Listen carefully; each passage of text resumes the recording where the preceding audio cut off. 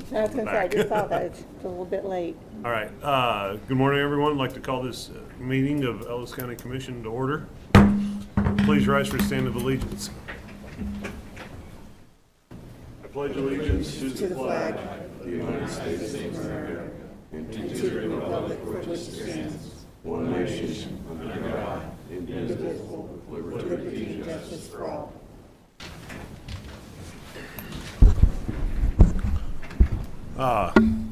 Will the clerk please call the roll? Commissioner Neil Younger. Present. Chair Nathan Liker. Here. Commissioner Michael Burgess. Here. We have a quorum. Okay.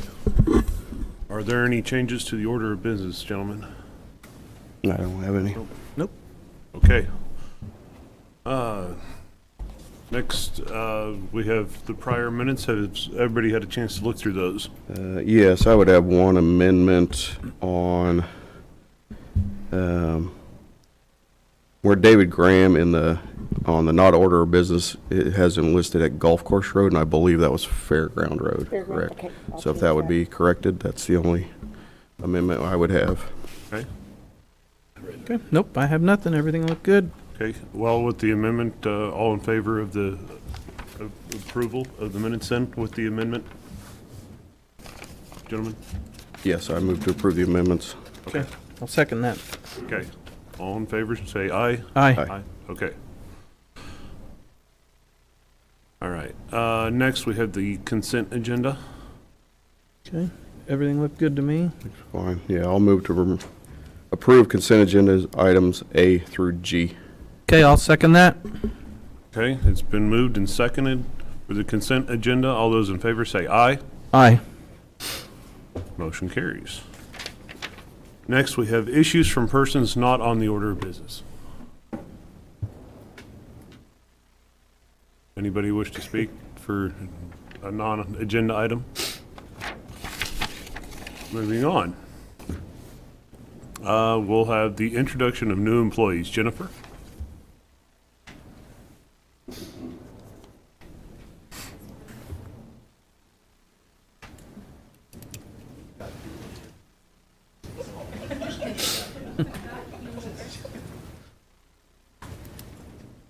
Good morning, Commissioners. Ellis County Sheriff Scott Brown. I'd like to introduce Jeremy Hogue. He started in the jail 2 weeks ago.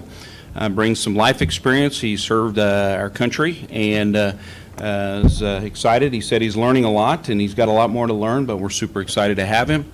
We lost one and we hired him, so it was good. So we're full, so I'm super excited about that. Good deal. Very good. Welcome. Yeah. Welcome aboard. Thank you for your service. Thank you for services. Morning, Commissioners. Mike Liker, IT Director. I want to introduce you to John Wassinger. He's our GIS intern. Sorry, GIS intern. He'll work under Eamon and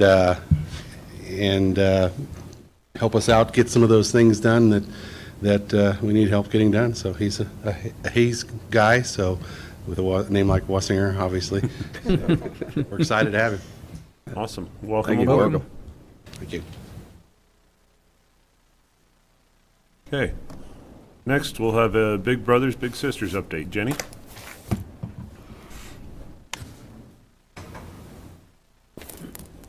Good morning. Good morning. Morning.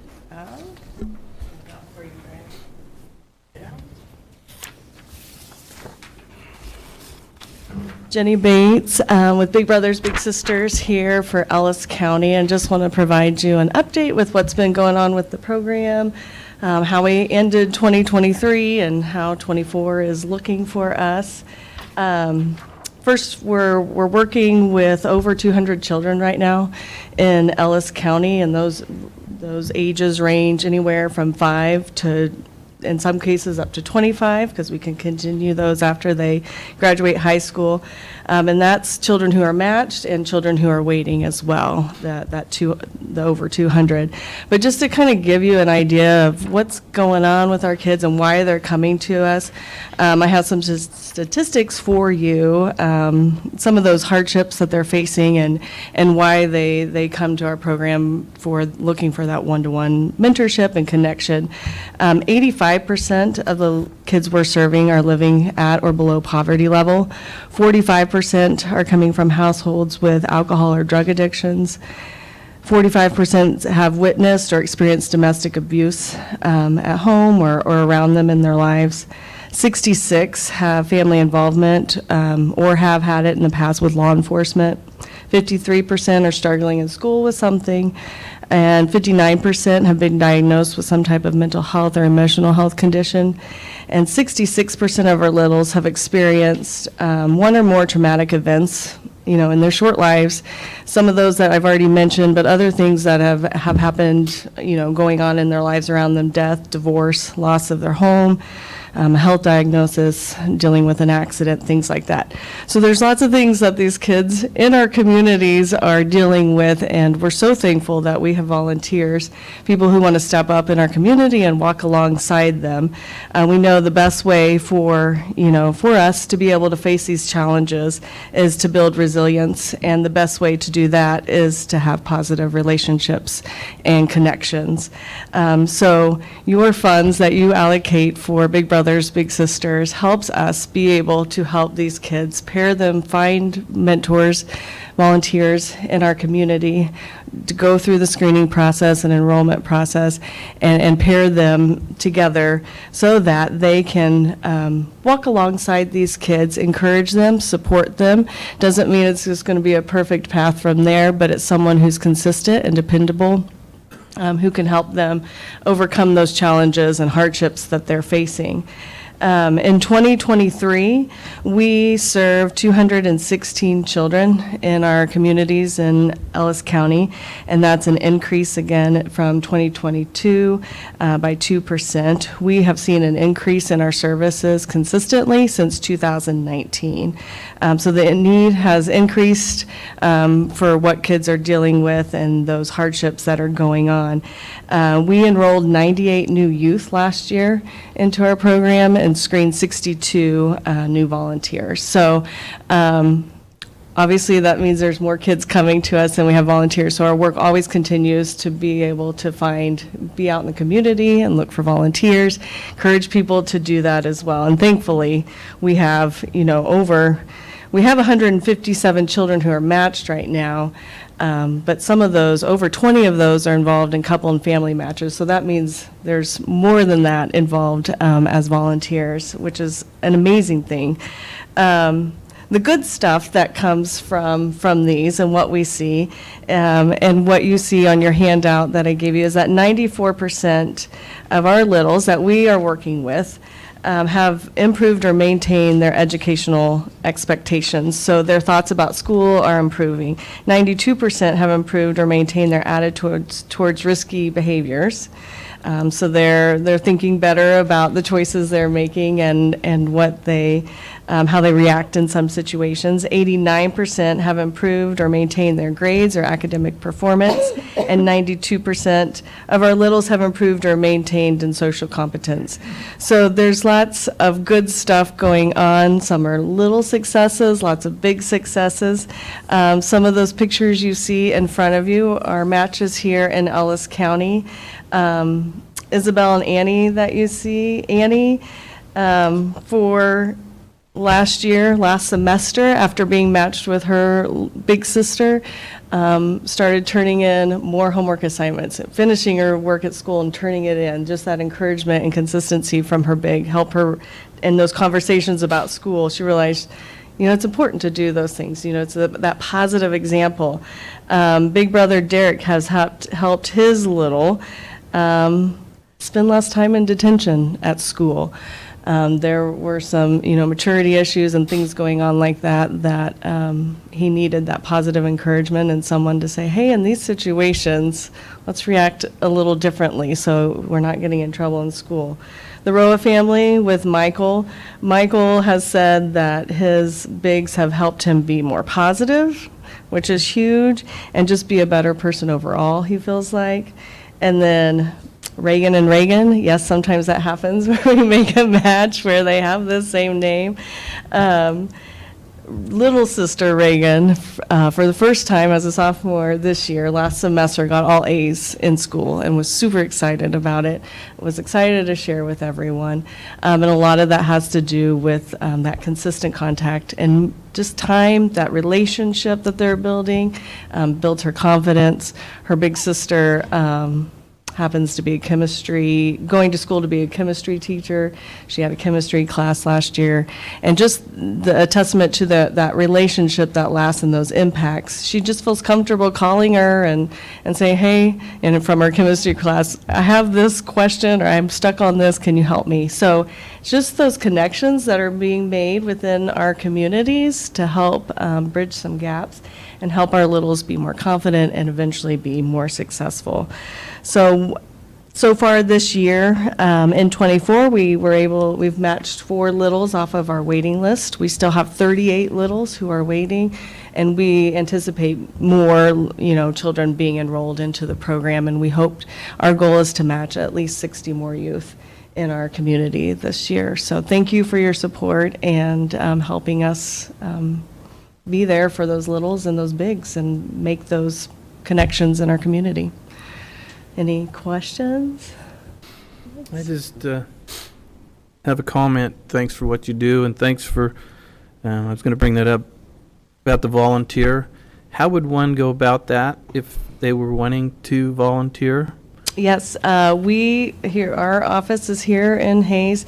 Going online to our website or getting a hold of us, our Big Brothers Big Sisters office, we have a screening process, an application, background checks we complete, interviews, a home visit. It takes about 3 to 4 weeks for a volunteer to go through that enrollment process. But we try to make it as easy as possible, but again, doing our best to screen that volunteer, make sure it's very safe for the child, Okay. and a best fit match, too. We want it to And- be a good match. Not only that, the people out there can't see it, but these people are doing something right because there's a smile on every face here. Yes, So yes.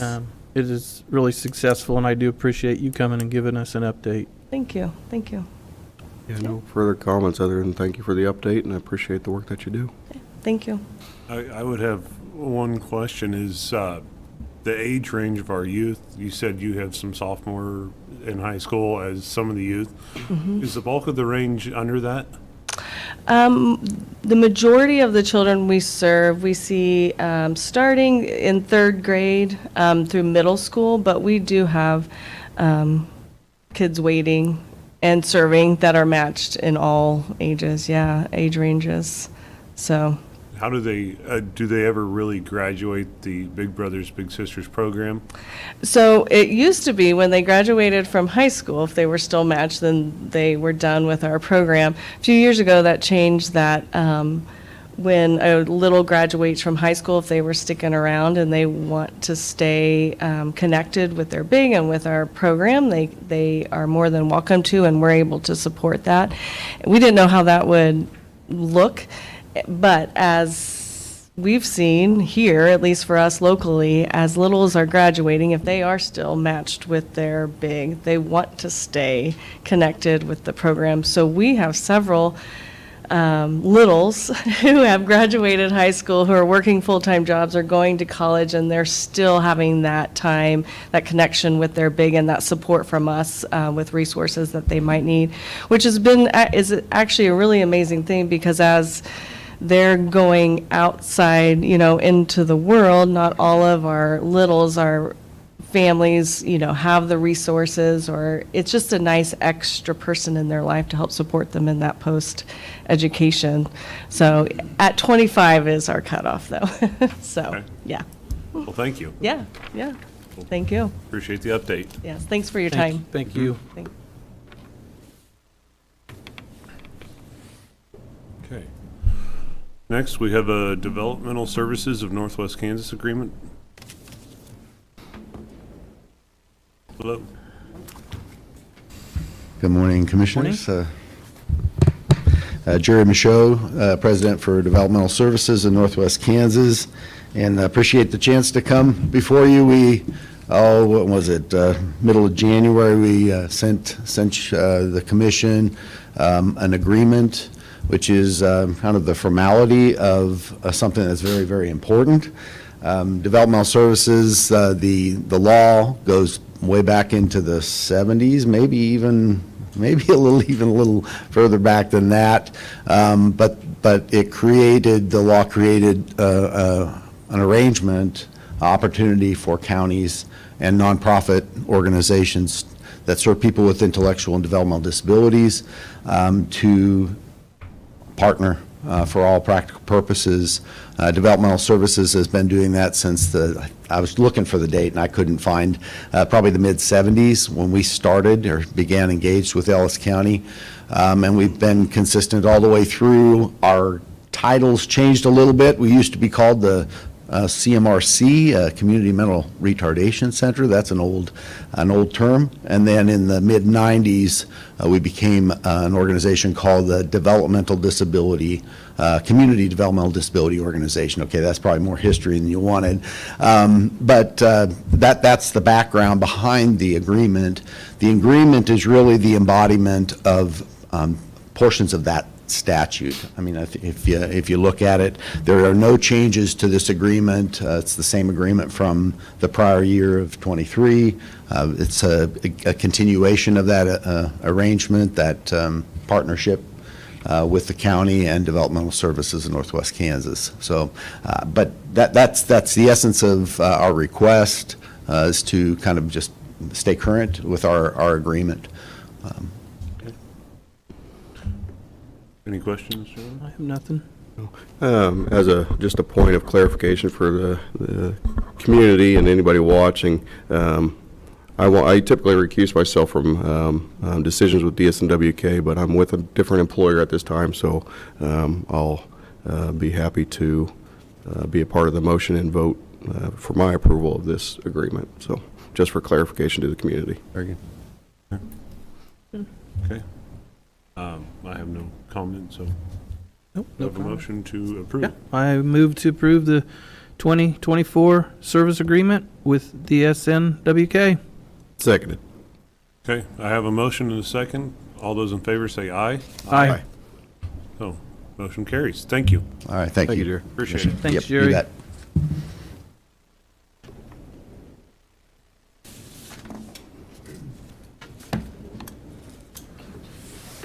Okay. Next, we have sweat patch testing update. Morning. Good morning. I'm Erin Geist with Northwest Kansas Community Corrections. I'm just here to give you guys a brief update on the sweat patch drug testing results that we received. So we sent in a total of 16 sweat patches for laboratory confirmation. We were able to test for 11 different substances. Out of those 16 tests, we had 4 that were confirmed positive. A couple of them were surprises to us that we didn't expect. A couple of them were not surprises. Ultimately, it proved to be a good form of drug testing for us, especially through those long holiday breaks when we're not open. Additionally, I think it helped deter some usage among our drug court population. Most importantly, it allowed my staff the ability to stay home with their families during that time off and enjoy time with their families rather than coming into the office. So we want to thank you for your support and allowing us to use those opioid funds. Okay. Comments? No comments. Thank you for coming in and give us an update as we kind of requested. Appreciate it. Thank you you. for that. Do you look to use these here in the future? Yeah, I think moving forward, when we see that our office is going to be closed for 3 to 4 days at a time, we'll try to build something into our budget to support using those in the future. Okay.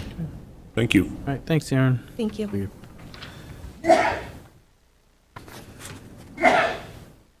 Next, we have new foot pedicure service.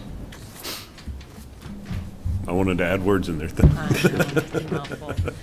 Morning, Commission. Kim Rail, Director at the Ellis County Health Department. So we're just bringing an update to you in regards to a brand-new program at the Health Department. It's a medical pedicure program. This is Jerry French. She's our medical assistant for us. And how this came about is that I kind of feel like we are the one-stop shop, if you will. The amount of calls that we get on a weekly basis are very random. of people searching for things within our community. And what we noticed after COVID was that we were receiving a lot of calls about foot care. Where do we go to get foot care? Dr. Berkey, I believe, is one of the only podiatrists here in Ellis County, and he is now retiring. And he has reached out to us and will be referring his patients to us because of that retirement. But we started noticing that the calls were coming in, and so we just thought, let's do something about it.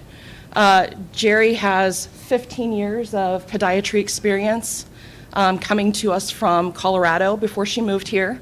So Jerry has done a tremendous amount of work of building this program, policy, procedure, the tools, everything that we need. So I will let her kind of explain more about the program to you.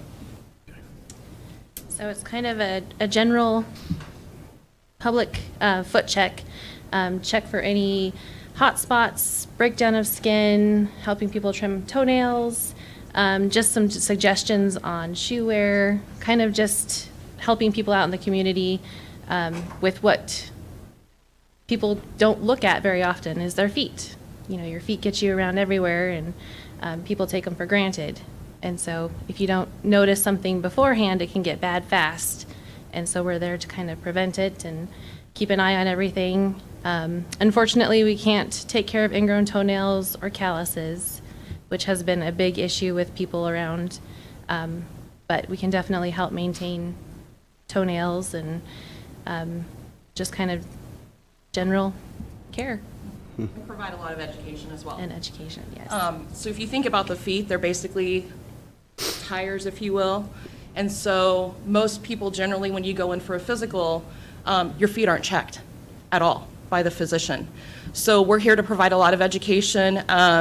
We have some education materials that are available at the health department. This is a by appointment only. So here you see how to read the shoe imprint. If you look at your shoes and how they're imprinted by your feet, this is the problem that's going on. Our program is going to be cash only, $25. We do take check. You can run it by credit card. And these are our educational materials that you see that will be provided to every patient that comes in. This is by appointment only with Jerry. We are currently holding it on Wednesdays only, just to kind of see where we're at, but Jerry is booked up almost for the rest of the month already. So we're looking at booking into late February, early March for the program. And then once we have that demand and get some things sorted out in our office, we'll expand it open Monday, Tuesday, and Thursday, as well as being Wednesdays. So I think that's pretty much it. Did I miss anything? I don't think so. Are there any questions at this time?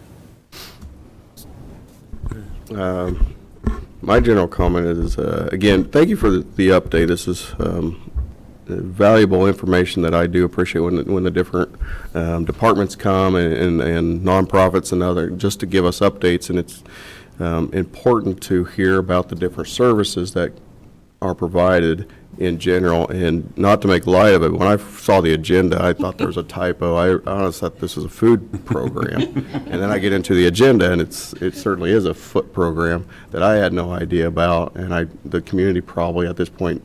So it is really good to hear. One of the top priorities for me is always that the health of our county and our community. So having an additional service that we can provide, at least at an initial level, is fantastic. So I do appreciate the update, not just from your department, all departments that come and just give us general updates about their programs, so that way the community knows what we have available. So thank you. Yep. I too want to thank you for, that is great that you had that kind of expertise with you, that she could just jump right in there and do that and serve our community, our county.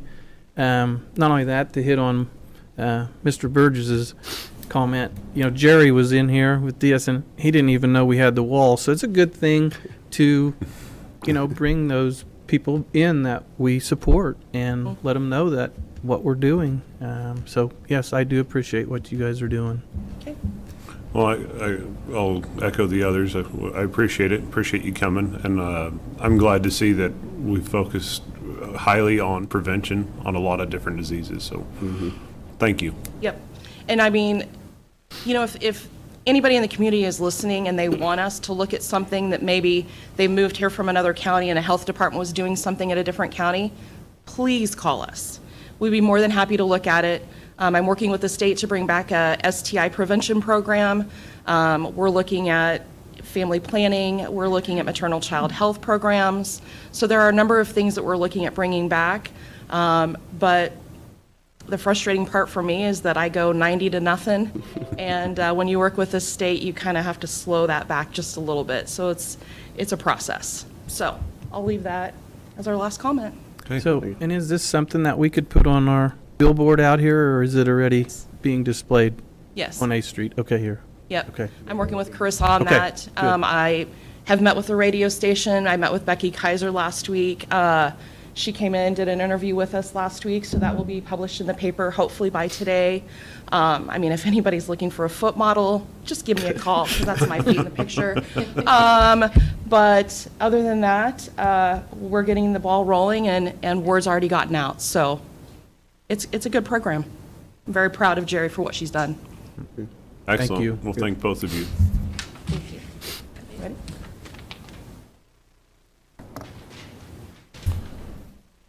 Okay. Next, the installation of 911 service at the dispatch backup site. Good morning. Jeffrey Ridgway, Director of Ellis County Communications. Previously, the County Commission had provided direction to staff to proceed with the outfitting of a backup dispatch center for the events should we have to evacuate our primary center. Currently, the process, should we have to evacuate, we have to forward our 911 lines to a standard traditional administrative line.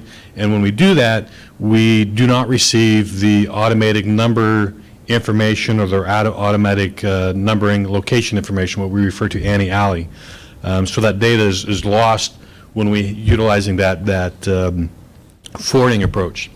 Additionally, when we forwarded lines, we also lose our rollover backup agreement. So like right now, if something we were be overwhelmed with the number of calls, and one of our dispatchers can't answer the call is routed to an alternative site. Pratt County would answer first, Barton County or Russell would answer for us, so that to ensure that those calls are answered.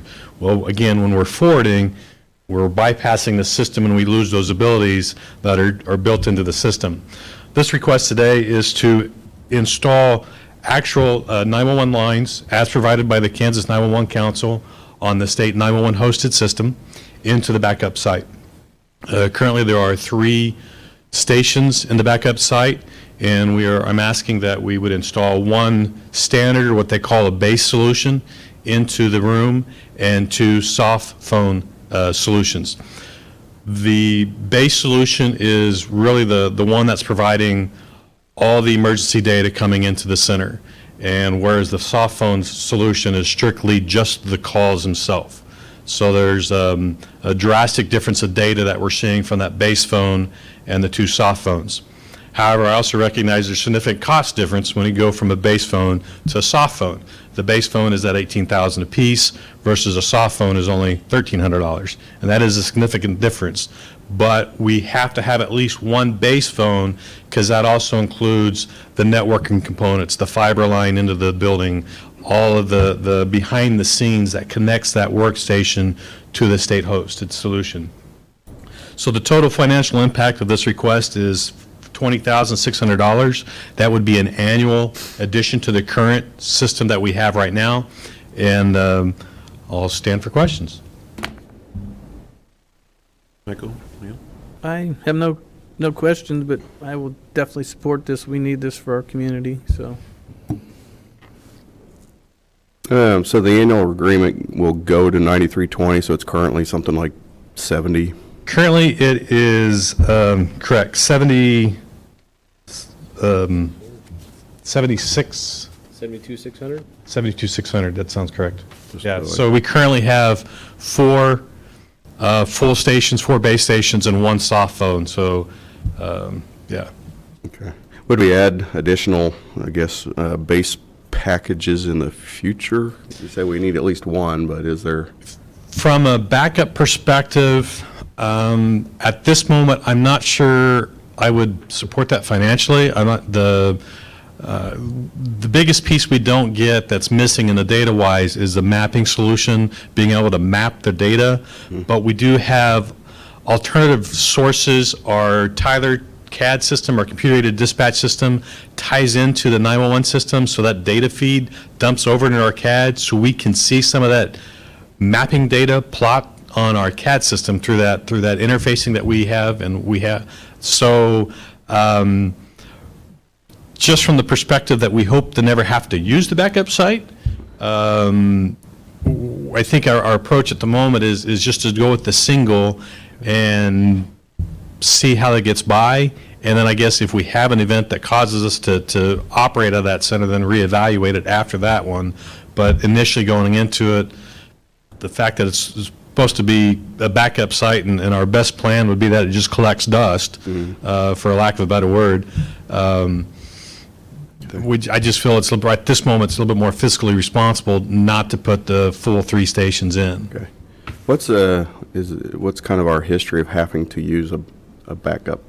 Well, we don't have a site now. We're kind of building. So in the we're past, and we've had 2 incidences in the 3 years that I've served as the supervisor down there that I can think of off the top of my head.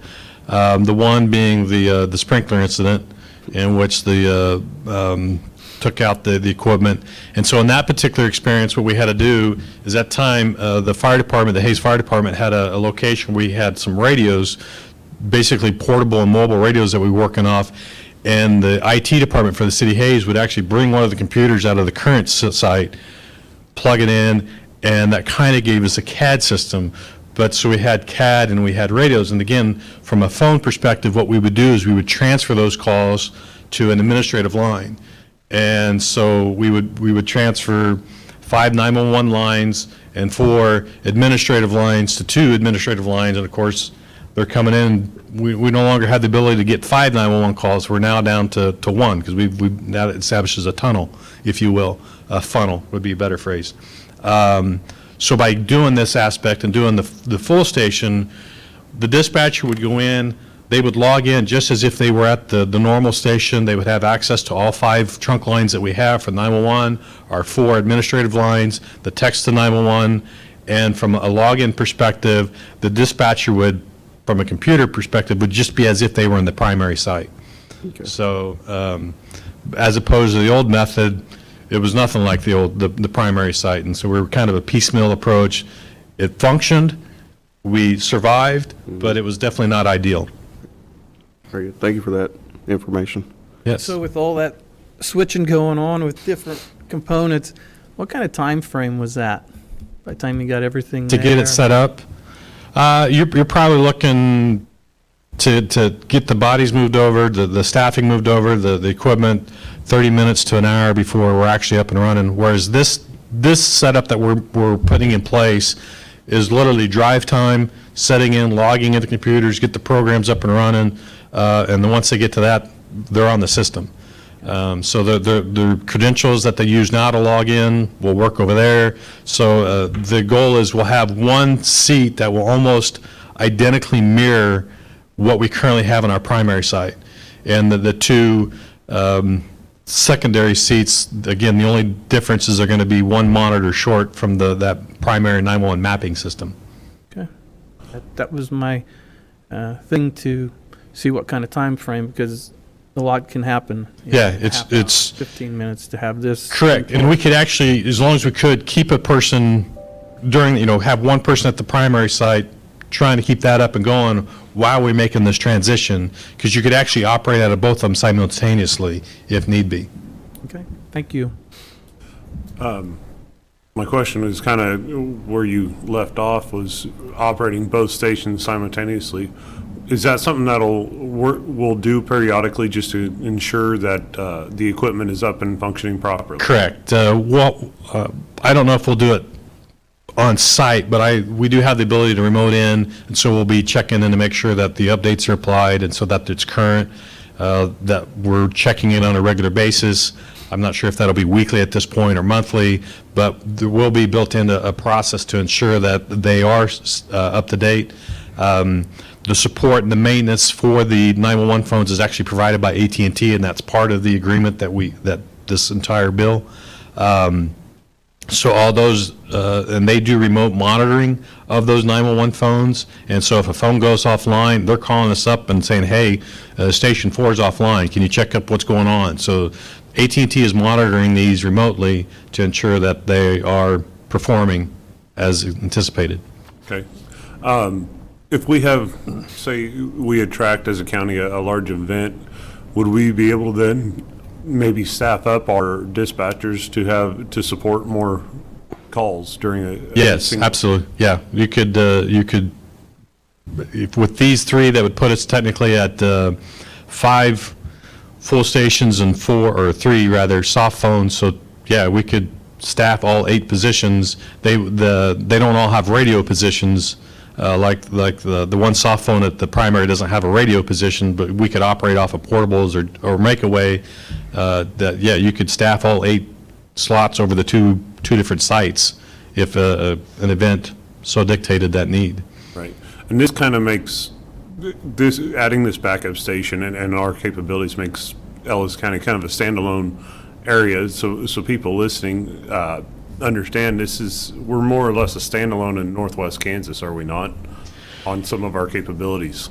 I think it's a fair statement to say that we are more prepared or have no less of abilities than some other sites. Other sites, a lot of centers across the hosted solution, there's just 1 or 2 seats, as opposed to having these multiple seats. Very few have an alternative site. So yeah, in that regards, I think it does put us ahead. Additionally, with the state-hosted system on the 911 side, being on the state radio system on that side, more and more communities, Garden City's putting into the Tyler product, Saline County is already on the Tyler product, Dickinson County, some others. You actually open up an avenue of, should they have a disaster in their community, of where they could actually come in and sit in our seats and operate their center out of our seats in kind of a mutual aid approach. So it definitely opens up more potential of helping out in critical disasters that may impact multiple communities. So Building resilience out here. Correct. In western Kansas. yeah, so. and same thing, we could potentially enter the partnership with Saline County, where if we need to, and both of our sites are down, we could send a dispatcher to Saline County and literally sit down and have our resources. That's something that I think is a potential with a couple different agreements and data shares and stuff. The state-hosted 911 system, the way it works is right now, I can take my user credential, go to any 911 phone in the system and log in and have the Ellis County lines. That's a type of, I guess you call it redundancy, that they've got built into that system to make it that flexible and to help benefit the whole state. Excellent. Well, I'm glad to hear what you and the staff are doing. It's awesome, and I appreciate all the information that you're bringing us. Very good. Well, I'll move to approve PO number 7808 to Kansas 911 Coordinating Council for the installation of 911 services at the dispatch backup site. I'll second that. I have a motion and a second. All those in favor say aye. Aye. Okay, motion carries. Thank you, Thanks, gentlemen. Jeff. Thank you, Jeff. Okay. Next, we have a request to vacate the road right away near Toulon and Hopewell. Brendan?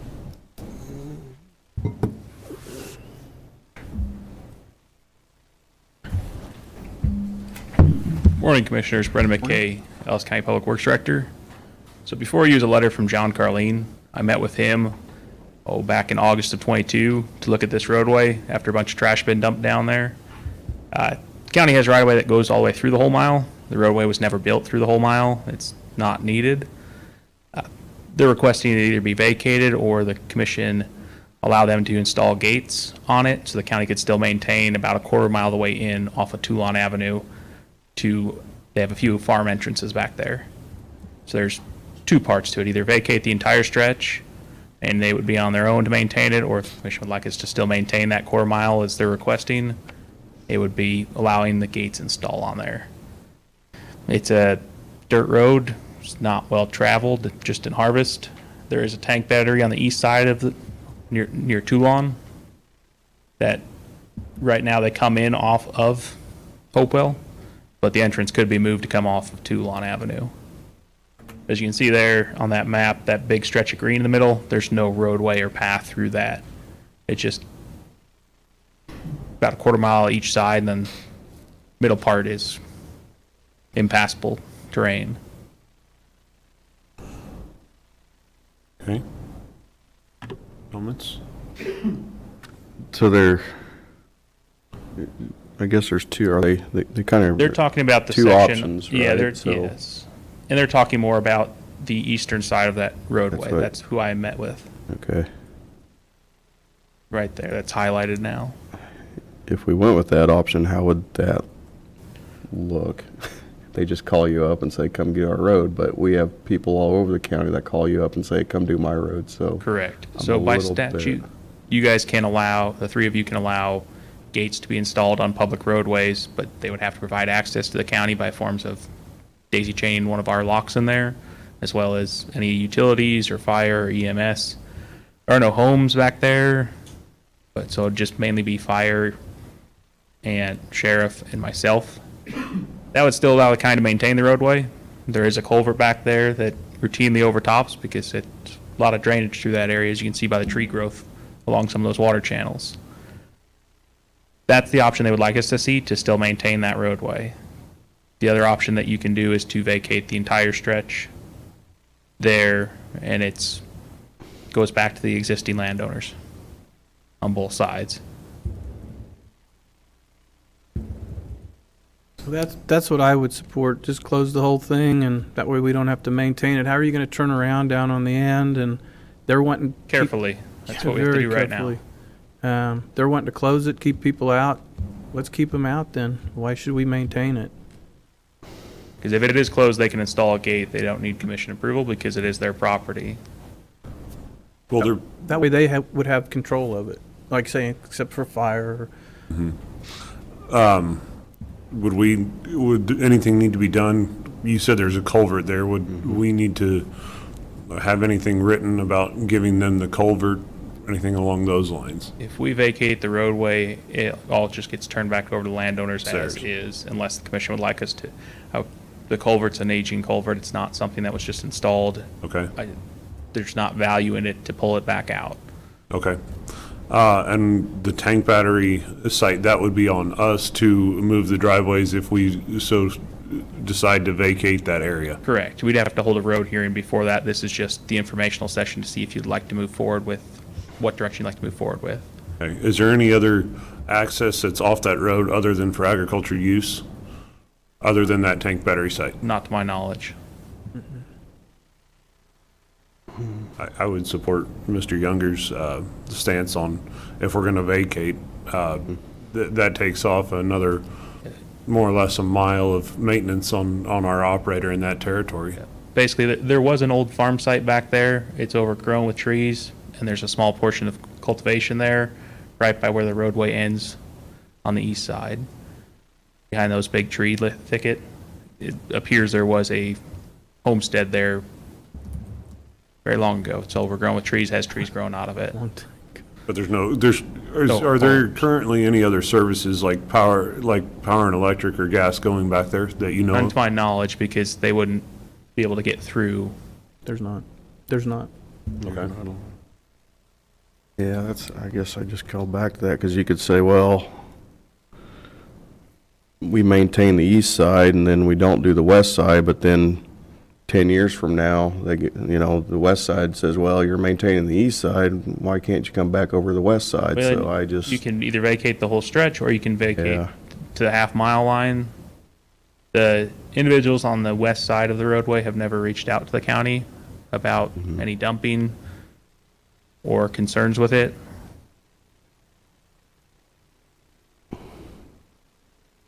Okay. Well, we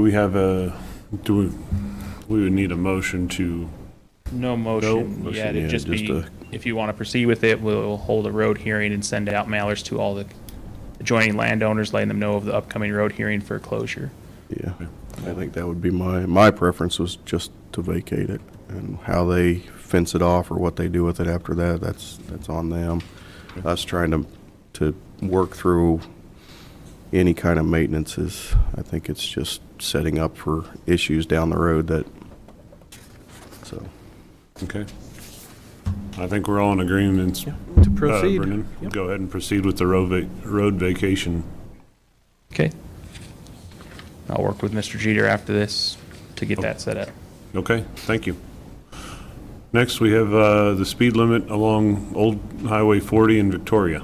Correct. Brendan? Yep. So the last meeting there in January, John Schulte, the mayor for Victoria, approached the commission to request the speed be changed on Old 40 Highway, extending where it starts their city limits currently out past the Dollar General, just to slow traffic down through that area. There's a lot of pedestrian and bicycle traffic that are accessing that.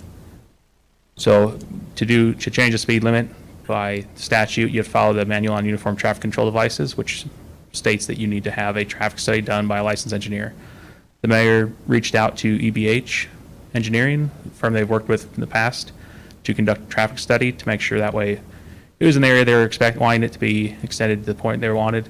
So it'll actually go to a cattle crossing that is just east of the Dollar General by a few hundred feet. So it'll be extending the current 45-mile-an-hour zone to the east 1,500 feet from where it currently exists. Do any of you have questions on the traffic study results, or? So it'll be to the east, towards that, what's on our, we have a picture in front of us, the East Private Drive. Is that what you're saying is where the 45-mile-an-hour go? There is a culvert right. Yeah, a little. It'll be extended right into this area. Okay. Yeah, there's cattle crossing underneath under the road there. Yep. So Yep. right in there, okay. Okay. All right. Yep, I'm fine. I'm not smart enough to argue with an engineer, so works for me. Okay. I would also support it. Slow them down in there, especially with that new business and. Yeah. The city routinely borrows our speed sign, the flashy one you see, so a lot of people that travel Old 40 have seen it on various parts of. We put it out ourselves, otherwise the city We're not uses it. moving, or we're not adding signs. We're essentially I'm just gonna pull the just sign, yes. moving one and. Relocating the sign that's currently existing on the east city limits of Victoria and placing it over there, because there'd be no sense to have a 45-mile-an-hour speed sign and then another 45-mile-an-hour speed sign without any additional access to the roadway. Okay. Is there any signs, and I just drove that road and I can't remember, are there any signs that say, reduce speed ahead type deal that we're going to move as well? Not to my knowledge, no. But we did get selected for a high-risk road grant to update the signs and review all the signings and no passing zones on all of our major collectors, which Old 40 Highway is. I'll make sure to have that included. Okay. I know there is on the west side of town, on the east side of town. I can't remember. So it would be good. Been a lot of snow. Yeah. It blends in with the snow right now. Right. So that would be something to have in addition if it's not already there. Right. There should be one there. If there isn't, we'll verify and get it one installed. Okay. Yeah, because if not, Scott will be busy. Well, I don't want Victoria too. I don't want him to come in and say there's a speed trap. No. Yeah. So we'll properly mark it. So, okay, with that, do I have a motion? I move to approve resolution number 24-03 regarding the adoption of a new speed limit along Old Highway 40 in Victoria, Kansas. Seconded. Okay, I have a motion and second. All those in favor say aye. Aye. Okay, motion carries. And thanks, John, okay, for what your work you've done.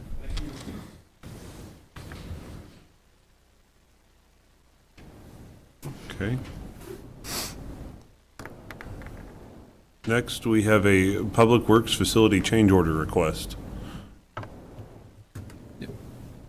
I guess, was there any public comment on the speed limit sign, or on the speed limit study? We have somebody back here on the speed limit? Yes, come on up. I know we've now approved it, but, I've never read Brandon, we just talked over the phone. okay. My name's Linda Fowley, I live on Highway 40. Go ahead and step up so the microphone can pick you up. Oh, I don't know, my mouth can travel. There is a sign there, I don't know as if it's a speed sign, but it does warn truckers, no air brakes are supposed to be put on before you get to that area. But in the past, that has never worked.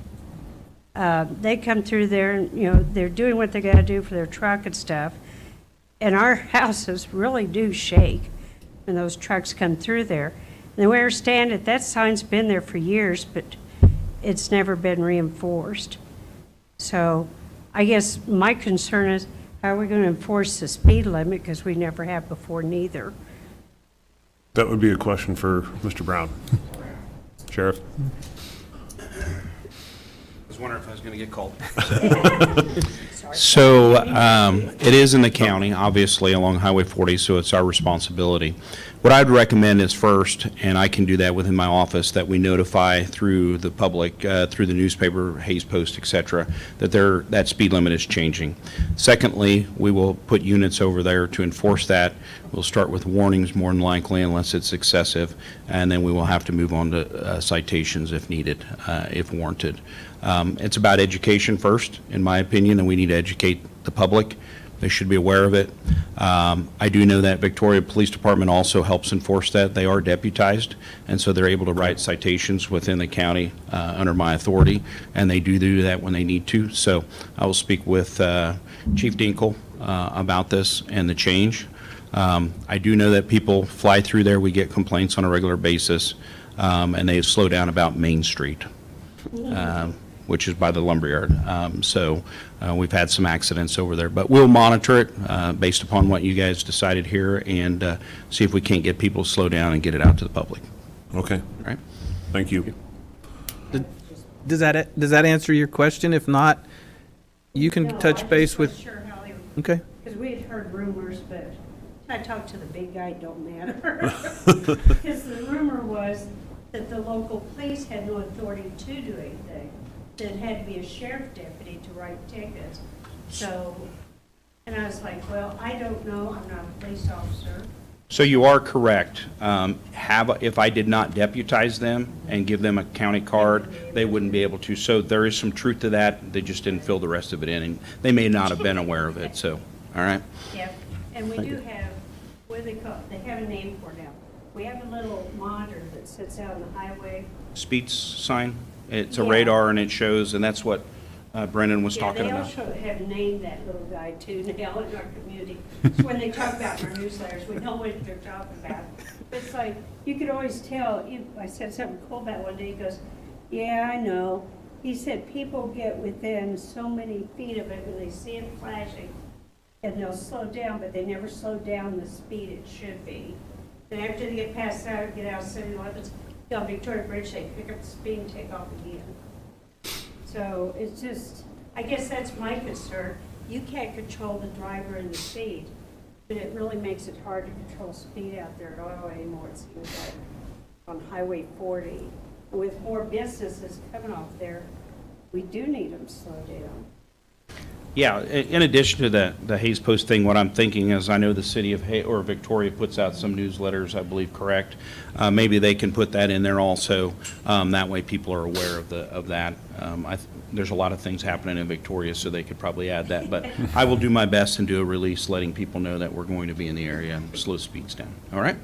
Thank you for your time. Thanks, Scott. Thank you. Time, that Thank was you. what I'm for. Thank you. Thank you. Nice to meet you, Fred. Okay. I guess with that, we'll go ahead and continue with our change order request. Yes. Is it all right if I have Gary Haas, the noxious weed director, come up as well to speak to Yes, this? that'd be fine. So, a lot of these changes, these were items that were noted that were for safety, were explained to the architects, and then at the 11th hour, were noticed they weren't there. The emergency eye wash, the emergency shower, and the hand sink where the chemicals are being stored at and being manipulated. Those items are needed for safety, for our employees and the people picking up the chemicals. As a farmer yourself, you're aware, some of those chemicals are pretty caustic and harmful if they get on you or Yep. So I'll let Gary speak to it if you. Okay. It was brought to my attention when they were starting to do some of the concrete work and stuff on the building that, well, he was wondering about containment, and so I met with him, and it was at that point that I realized there was some of that we didn't have the ability in the warehouse to wash our hands or to have an eye wash station, that it wasn't there. And then I kind of looked farther into it, and that the cold storage building is where we're going to be loading and mixing our trucks and cleaning our recyclables and all of that stuff. Didn't have that capability either, and so then we moved forward from there. I spoke with Brendan and Darren, and we met with the Paul Wurtenberg Construction, and they're safety issues. First of all, there wasn't really even the containment wasn't built there for if there is a spill in the warehouse. Same way if we have one of our trucks in the shop, where with what they're doing now, they're sloping the floor to a pit, and we'd have an ability to pump that out and save that.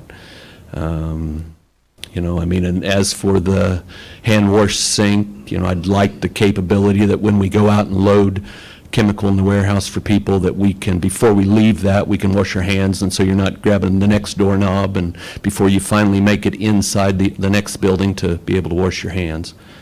And plus, even in our current warehouse, we have an eye wash station, and this did not have that, so we need that. So I'm just looking, these are all safety items and cleanliness items. So. Correct. I believe some of those items would flag us for different safety institutions. Yeah. They could, yes. And I did notice the floor drains on the plans, and I believe I brought that up back in November or early December. So I was aware of some of this stuff that was going on. So. Right.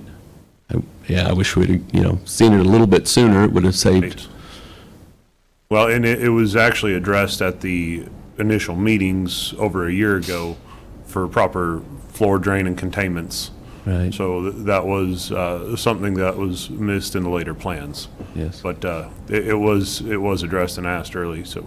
Okay.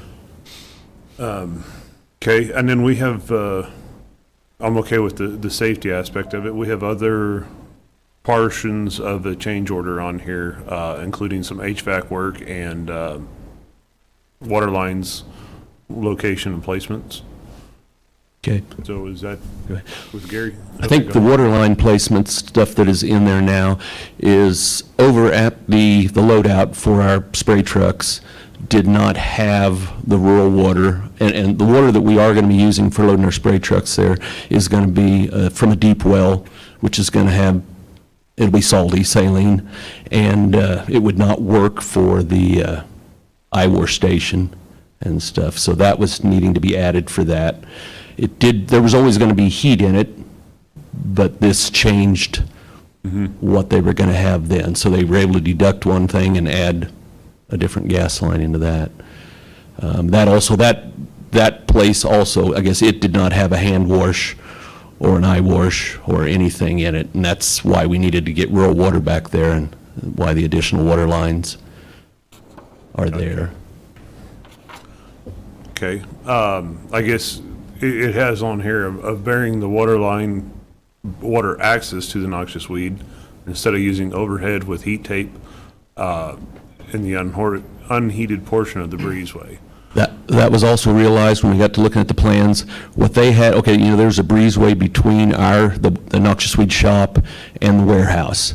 Well, for some reason, the water line that did take water into that building, not to a sink, but they did have water going over there, but it was going to be overhead through the breezeway out in the exterior. So it was going to need to have heat tape in order to keep that line from freezing, because it was not going to be underground. So by this change order is going to get them to run that water line underground where we won't need to have that, and we can continue to have water. Okay, I guess my question on that would be, when we bury that or put that water line underground, will that be run through conduit, or is that going to be inaccessible under concrete? I don't want to see Getting a water line and then having to chisel out concrete to have a water repair. Yeah, I was out there last week. He did talk about running conduit and possibly running PEX line, pushing it through, but I'm not exactly sure on that. He was concerned because now they got to bore underneath the footings, and where our sink would be is kind of back again. We had to make sure that it comes out and gets beyond the footings to where there isn't a more water line in the concrete that can cause them problems. So they're doing it, you know, the best way they can, and to where it won't cause any water issues, but yeah. Okay. Well, it's just a concern I had seen is like, well, we can save a little money and put it underneath and, you know, right, eliminate that headache. But if we have to chisel out, you know, $20,000 worth of concrete and repair to fix a water leak at some point in time. Right. So just wanted to make sure that was accounted for. Yeah. I didn't have time to visit or call PWC after I got done visiting with the commissioners yesterday afternoon, so I didn't get a good answer on that. One thing that I did think of on the sidestep that instead of having to chisel out and replace the water line in the future if something were to happen, it would be more practical at that point to then, because all the water lines will be accessible through the maintenance closet, be able to run up and over and then go back and go over top with heat tape instead of, like you say, tearing out concrete. I think that would be the more applicable fix if we did have a water line break, would be to take it up over top at that time and then start having to worry about the water line being exposed to the cold and heat taping it at that point. Because we'd have access to get up there and do something at that point. Okay. As the Glassman representative that was there that one day, I mean, maybe it would make sense if the water is going to stay, you know, exposed in the building, in the heated building, or the shop building, and he talked about just using conduit and using PEX over to there, just where they could pull it out and replace it. Maybe that would, you know, remedy that potential problem. Something like that. Just trying to look ahead for potential problems. They were concerned initially when he talked about, you know, bringing it over and bringing it back to the wall, because the footings are, you know, it's, I don't know, 3 foot wide or so. So in order to do that, he would have had to have joints in the concrete, and he didn't want to do that. And we said, well, that, where he was going to put it, even if it is out the 3 foot, we can make that work, because. Gotcha. Yeah. Okay. So okay. we do have that in mind. Good. Will this pretty much take care of the cold storage building and your shop that you're going to be working in for safety then? Yes, yes. Yeah, that will do it. Okay. We'll be good then?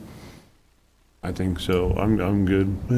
As far as putting a sleeve in the concrete for the water line to put the PEX in, how many feet are we talking? Because that price is probably going to go up unless you got a firm price on that already.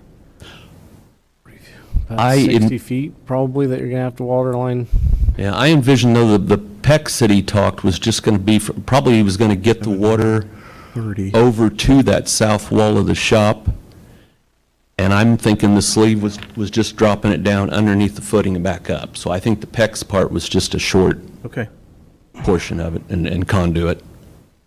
I don't think it was all the way across, which if it was across the shop over to where the other water facilities are, that'd be 40 foot across. 1,500.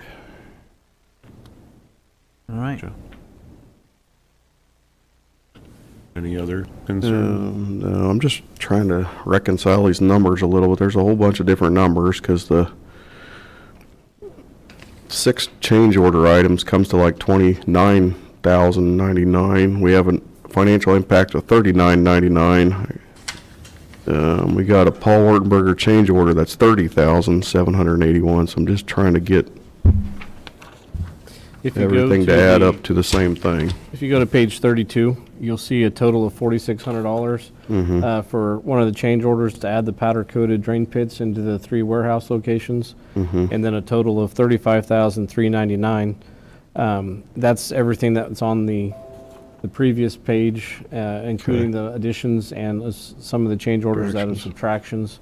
So if you add the $35,399, which includes the overhead and profit from PWC, if you add the $35,399 and the $4,600, that gets you to the $39,999.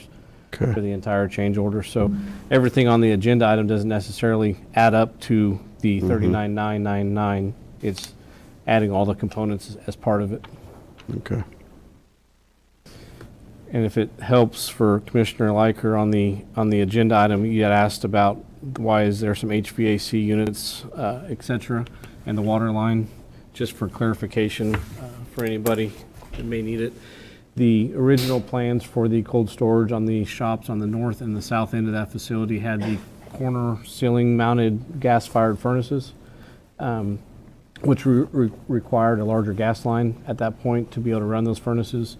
When the commission approved the building plans, you approved removing those furnaces and adding mini splits to temperate the air, both heat and cool. So that was a different, and they're all electric, so there's no gas line required. So when you look at that deduct of $8,950, that removes the larger size gas line and those furnaces out of there with that change order that was previously approved. But then with the noxious weed needing the emergency shower, emergency eye wash station, that then calls for a gas line to be brought back out there due to the fact that like an electric tankless water heater would not be sufficient enough to meet the standards for a emergency eye wash station. And an emergency eye wash station requires you to set mixing valves so that way you have constant temperature for a rate of period of time. So you have to have a water heater, have to have the gas line back out there for it. It's just a smaller gas line. And then since we're adding the stations, as Gary said, you can't use the salt water from the Dakota well, so we'd have to run a domestic water line over from the main building into the water heater for the emergency showers and eye wash stations and lavatory. So that's kind of an explanation of how that all, I guess, is about and that deduction. Yeah, because if you were to put a electric or an eye water heater in there, yeah, we don't want to do that. We don't, fellas. It's not cost effective. They would have to run such big wire back there, it'd be unreal, and our utility bills are high enough, so the gas is the way to go on that. I guess my question then would be, since we approved I guess the additions at the approval of the new public works facility, would those mini split systems not have been already removed from that bid process? They were the old gas-fired corner furnaces? Yeah, so would that not have already been accounted for because we picked up those additionals? No, because we did the addition, and then there would be a deduct from the other piece of the base bid. So you paid, I don't remember the exact amount, maybe, I think it was $7,000. Sounds about right to add them, and then we would have a deduct in the future of what all needed to be changed or added. And that's why you see it on here. Another one that's that's coming that you haven't seen is when the fencing contractor was selected, the plans we had originally, I think, were a 7-foot fence, and we removed that down to a 6-foot tall chain link fence. So there'll be a deduct coming in the future as well on that. When did we change the height of the fence? That was changed here. Last week was when it was approved to get the stuff ordered because they were trying to rush it along because the price of the fence was going up this week, and so we would have had to pay more for the 7-foot fence or pay less for a 6-foot fence. And so we figured instead of coming back with a change order to pay more for a price increase, it was better to go with a deduction with a 6-foot fence. And we just haven't got that back from PWC yet, so that way they could get everything ordered last week. It would also match the sliding gate that we're taking from the landfill when they get their new electric gate. The county's going to repurpose that for our westernmost gate, just manual sliding gate. That's 5-foot 6-inch tall gate. So it wouldn't match up with a 7-foot tall fence. Okay. They were recommending going with a 6-foot tall fence at the time. I guess we'll discuss that in the future here because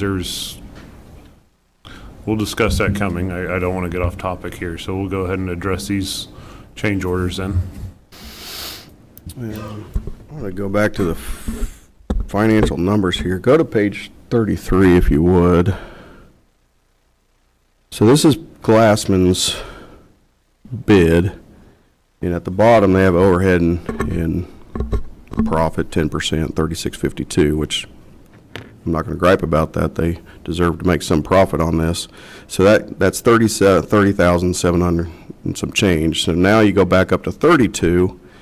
There's Glassman's bid, but then we have Paul Wertenberger in here with overhead and profit, and that's 15% tacked onto the Glassman bid. So that's 25% in profit and overhead between two companies to do one project. That's correct. Why is Paul Wertenberger making profit on this when they're not going to do I mean, I know it's their project, but Glassman's doing the work and this is their bid. Why are we paying 25%? That's an irritation to me that we're paying, that they're tacking on 15% on top of this bid. Well, maybe if they need their profit too, maybe they should be 15% before Glassman tacks on their 10%. I mean, they're basically waiting for this whole bid and then getting a larger dollar amount because that 10%'s already been added in. Well, if they need their 10%, then maybe it should just be on the project before they tack on profit and overhead along with the profit and overhead that Glassman's getting. I don't want to speak for PwC on their process or procedures on why they charge it that way. I do know some of the explanation that I think that they would give to you as to why they charge that overhead is because of the amount of work that they've had to work with on Glassman for the redesign, negotiating Glassman's prices down on some of the bids that they did originally propose before what you see here today. And then they still have to administer, inspect, and make sure all of the change orders are done as proposed within the plan, or within what the commission does or approve for.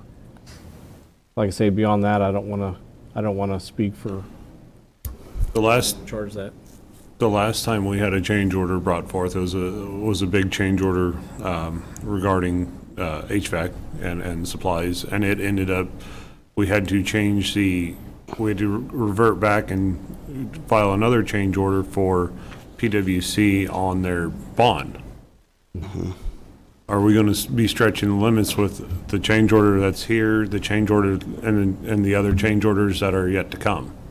Are we going to need to readdress that? I believe on the one for the HVAC, there was also that same, I don't remember the percentage as Commissioner Burgess said, but PwC did have a charge on top of that change order as well. A couple months ago, I don't remember when that was. That'd have been about month or so ago. November, I believe. October, November, probably timeframe, but well, it still comes back to, are we going to need to readdress, because we have now an additional 39,000, call it 40,000 here. Is their bond, where does their bond put them? Because they're going to have to bond out for the increase. And that was also, I would assume, I can get some of these questions over to Matt Allen with PwC, but I would guess that that bonding additional fees, just like the last time, is also included within their overhead cost as part of the change order. It's not spelled out, but I could get those details from Matt and bring them back to you next week at the commission meeting if you like. Yeah, or I can ask Matt to come and explain it a little bit better. I would like that explanation a little more before. I would go for that too, have him come and explain that. Because there will be additional, and from the sounds of it, there's going to be additional changes, so that way we have our explanation up front. Because that's kind of, a little bit of the sticking point. It's one thing to put the work in the cost of that, but then, as I've pointed out, the overhead and profit, that tax on, and then you've got to add, if we have to increase bonding, which it adds on another cost, so now we're adding additional cost to not just being able to do the work, but everything else onto it. And it's not that these companies shouldn't make some profit out of it, but I think a better explanation of and just instead of tacking on 15%, what that goes towards a little bit would be helpful. Okay. Well, then that brings us back to our current agenda item with the current change order that we have in front of us. Well, I guess I would move to table this item until next week. I'll second that too. Okay. We have a motion and a second to table this, so we will table this and continue your discussion until next week. And I'll also visit with Matt, with PWC in regards to how all this originated with the change to the cold storage building requested by Public Works for the removing the walls and adding the stem wall around it. The same concept, I'm assuming, would come from that change order into the future when that gets all Yes. finalized and approved. So that way, you don't have that same question once again, once that change order is brought to you, that they're still working on. A little bit better clarification is what, yeah. We're not concerned about the changes that you're making. No, It's no. some of the No, other stuff. that's not that, yeah. So, okay. Thank you, gentlemen. Thank you. Thank you. Thank you. Darren, you may ask GLMV, because I did see some expenses regarding their services, to make sure that if there are construction contacts, more or less, to come to that meeting, if we're going to have Paul or PWC here as well. Yeah, I'm not sure if they'll, they're out of county, Right. but I can see if they can come to the next meeting as well. And I'm glad you brought that on up, because when I made this agenda item up for all the different changes that are being reworked, there are architectural, civil, structural, mechanical, plumbing, and electrical. This impacts all of that. So having the red line drawings correct, making sure everything's done to code, and then within the plans, there are fees for the architectural services to encompass all of that, as well as to the biggest is the cold storage facility. And they did put a lump sum amount in for that, but maybe either if they can attend or maybe call into the commission meeting, they can visit with you all and explain their fees as to how they came up with a lump sum amount for that as well. Okay. Thank you. Okay. Next item we have is addition of a pickup to Purple Wave auction.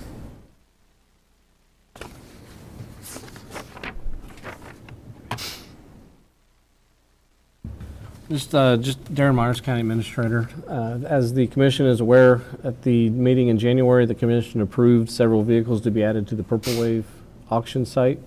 And since the commission approved that and the Purple Wave folks had come out to Ellis County and took all their pictures and videos to be posted on the website, we did receive one of the fleet management replacement vehicles for the 2011 GMC 1500 that's listed on the agenda item.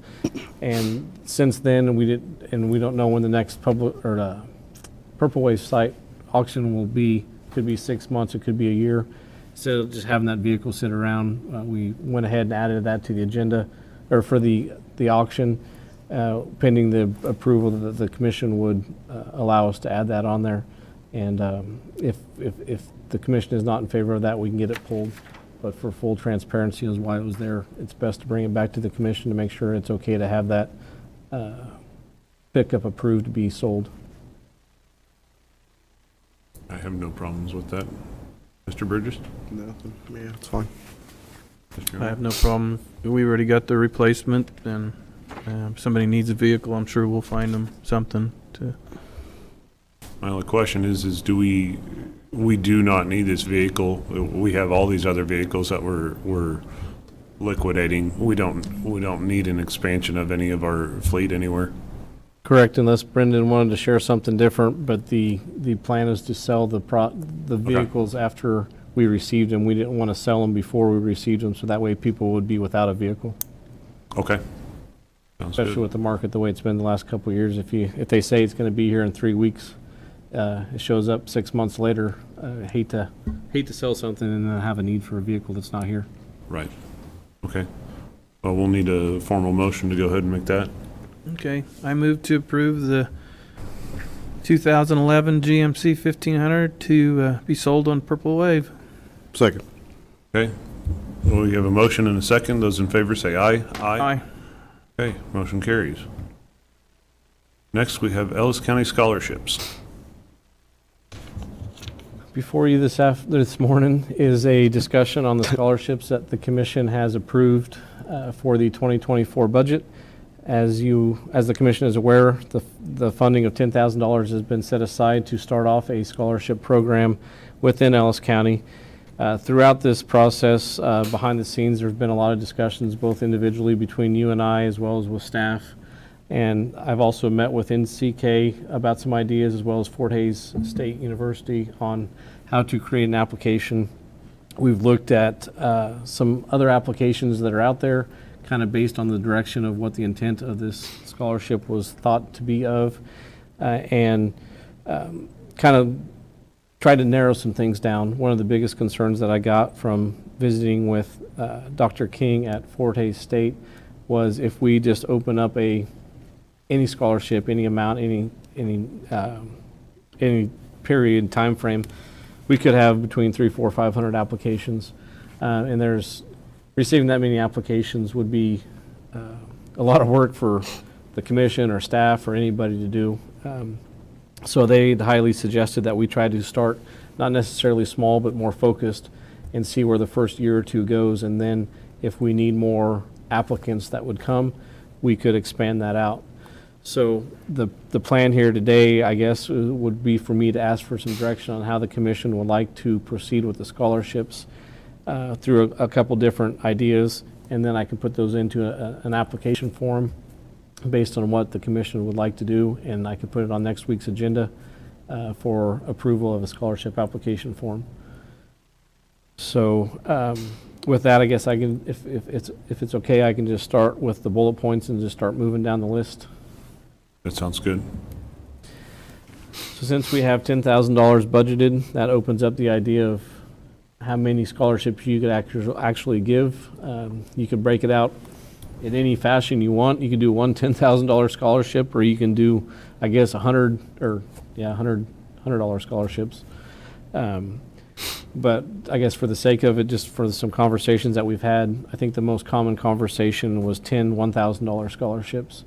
Or if you wanted to reduce that to 5, I think that somewhat would play into the amount would be how you would like to have those distributed, maybe, so that way it could be equally distributed. Scholarships could be equally distributed between the high schools in Ellis, Victoria, TMP, and Hays High. So for instance, if you did 10, you could do $2,000 scholarships in Ellis, 2 in Victoria, 2 at TMP, and then the thought of 4 at Hays High is because there's such a larger school than all the other ones combined, allowing 4 there.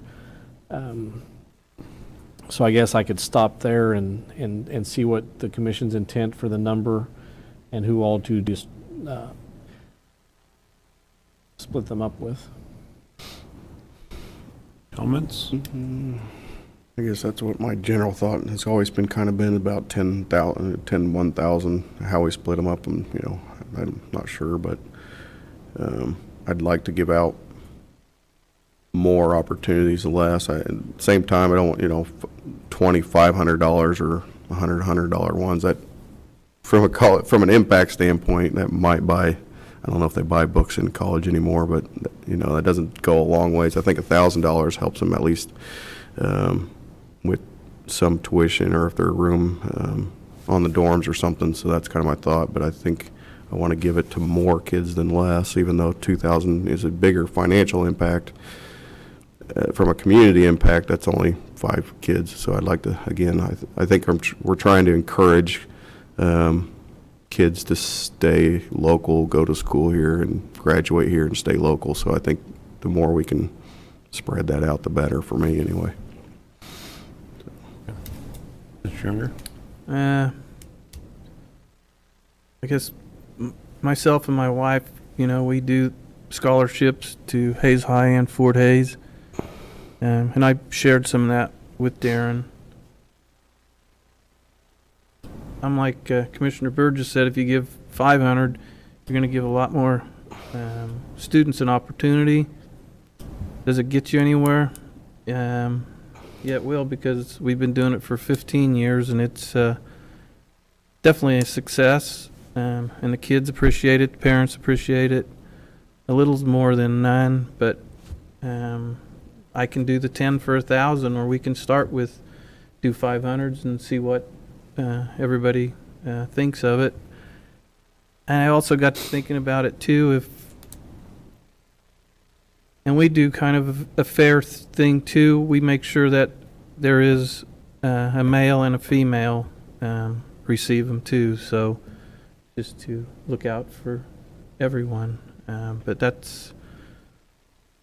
I guess that's just my opinion on it. I mean, we can grow on that, or if we have other ideas. And Well,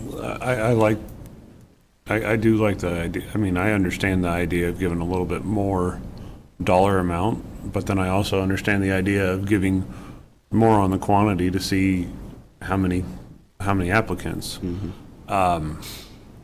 If we were to go to a larger quantity of applicants and people, I think we need to also include the homeschool association that we have within the county. We have a fairly strong homeschool following that I guess if they're not enrolled through Hayes High would be ineligible for. So I guess we may need to take something like that into consideration.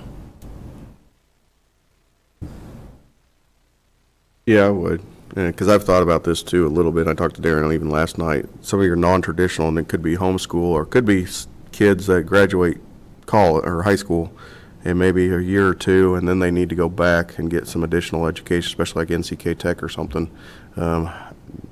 And I don't know if we include them maybe in this first round of scholarships, but I think there's a target audience there that they need a little bit more education. They realize it after the fact, once they've graduated, maybe working's not the greatest and they didn't get quite the job they thought, and now they need to get a little more education. So I think I'd be open to kind of figuring out how to include scholarships for just basically anybody that's looking for post-secondary education here within Ellis County. So yeah, homeschool.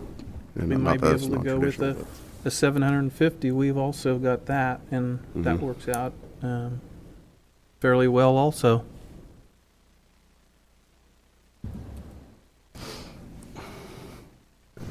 Well, we could also, and I hate doing different tiers, we could have 5 $1,000 and 10 500s. And that would, take it up by about a third on applicants and receiving. And then because we're gonna have different tiers of applicants that may fill out applications better and be worthy of maybe a higher one or look to go on to a different career path. Maybe we encourage that on some of our other criteria. Yep, absolutely. We've got that in play in some of ours. So, yep, just look, like say the criteria, and you can just tell the ones that exceed, and that's going to be up to our committee, whoever chooses to go through all the applicants, that are presented to us. Well, do we have Like I say, if you do 750, that comes out to what, like 13 of them? 13, So, yeah. I mean, Yeah, I don't think 750 goes in exactly don't- into it don't- 10,000. yeah. if we do 369 would be the 250 short. if we do the 15, applicants, or the 5 Mhm. ones and the 10 5s, that would get us to a total of 15.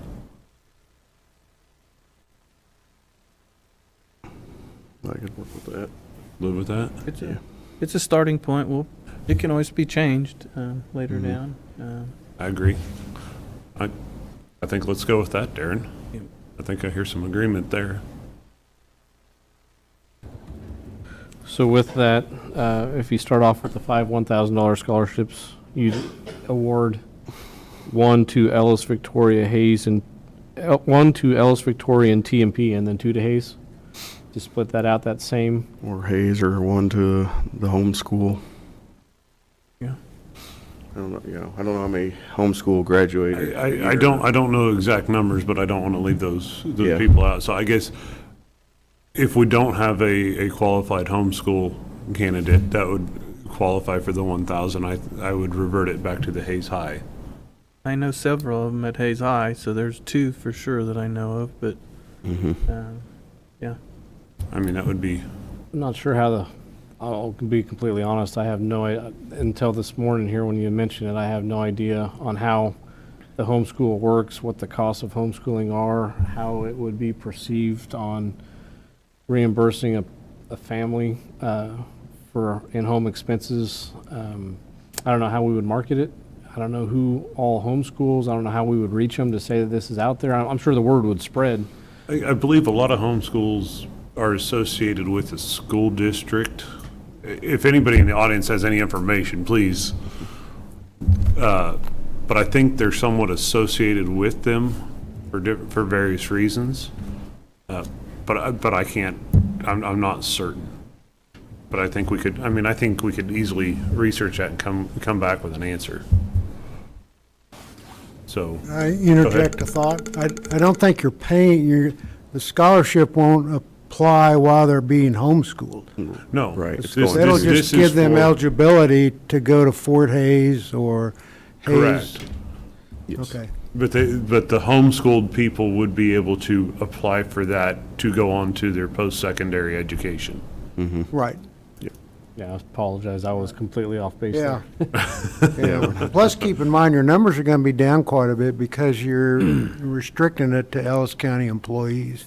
Correct. Yeah, Or, yeah, that's a discussion to have, is if you want to start off with the employees of Ellis County, their children and grandchildren, and then the firefighters, and that would give you a base of at least 300 employees that would be able to network that out, to at least kind of get that pool down a little bit, so we don't have 300 to 500 applicants, maybe we could have 30 to 50, and then start from there. Yeah, the homeschool piece could be easily added in if any of those students or grandchildren, if they are homeschooled now, that would just be by word of mouth from the employees to be able to share it with their families. And I think Commissioner Younger mentioned it last night, is if we need to grow that next year, if we're doing 15 applicants, we only get 18 total, maybe next year is just a family member of an employee, not necessarily a child or grandchildren. It could be a niece or a nephew, and that could expand that out a little bit more.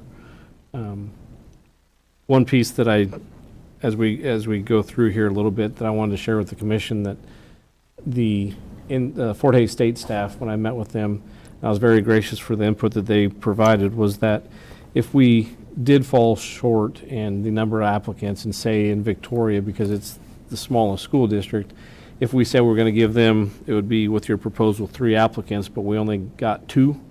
What Fort Hays would do is they would work between Fort Hays, NCK, and the Hays Academy of Hair Design to say, hey, we have this student that's coming over to Hays, Fort Hays or NCK, and they are most likely going to be in need of financial assistance, and they would give us that contact information and give us a recommendation to fulfill the need to meet those requirements for Ellis Hays and TMP for those students, to make sure that we do get them split out fairly between the county.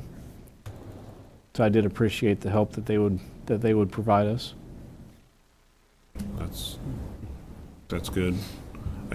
Because I think you and I had discussed, we're going to have some students that are very active in filling out applications and receiving them. And we're going to have other students that are going to continue on that are not quite as active. So I guess then to move it on, we'll go with the 5 $1,000 scholarships and 10 $500.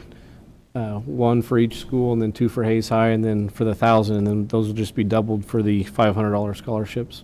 And then when we do the grading rubric, the people who score the highest out of each school, the highest one would get the 1,000, and then the 2 below that, the next 2 highest scoring would get the $500 scholarships, and that's how that would be split. And then based on, I know we can't commit future budgets to this, but the thought of having the scholarships, do you want them to be a one-time scholarship and only do $10,000 a year, or would you like to make them renewable, which would then escalate the budget a little bit in the following years? If you renewed them for 2 or 4 years, eventually that would increase either Next year would have to be 20, but 4 years, you'd have to update that to $40,000 per year in the budget to make those scholarships continue on. Currently, I'd personally like to see it just as a one-time to see what type of reception we get with it. And then we can maybe we would have that information for us at budgeting time, and we can make the change a year from now. I like the one time. That's what we do too, and it just gives everybody a little opportunity also. And some of them, when we done the 4-year thing, I'm sorry, the 3-year, the same person got it. So yeah, let's just do a one, and that's. If it is, one of the questions I did ask Fort Hays is how you determine if it's renewable or not. If the commission would like to go that way, is based, what Fort Hays recommended is that if they're eligible for re-enrollment that following year, they would be re-eligible for the renewable scholarship. So that basically means that they didn't get in trouble, they did their grades, they maintained a certain level of GPA to remain in school. Mm-hmm. Well, I'll probably differ here.